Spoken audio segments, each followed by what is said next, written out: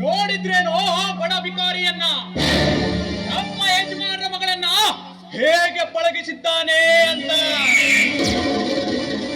ಸಂಶಯದ ಜಾಡು ಹಿಡಿದು ಬಂದ ನಮಗೆ ಸತ್ಯದ ದರ್ಶನವೇ ಆಯಿತು.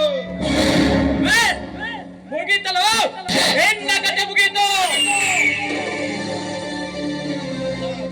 ನೀವು ಅಂದ್ರೆ ಅವನನ್ನ ಇಲ್ಲೇ ಕೈಮಾ ಮಾಡ್ಬಿಡ್ತೀವಿ. ಬೇಡ, ಒಂದು ಮಾತನ್ನ ನಮ್ಮ ಯಜಮಾನ ಹತ್ರ ಕೇಳಿ, ಅವರು ಕೂಡ ಹಾ ಅಂದ್ರೆ ಹಿಂದೆ ಮುಂದೆ ನೋಡ್ದೆ ಆ ಕೋಳಿ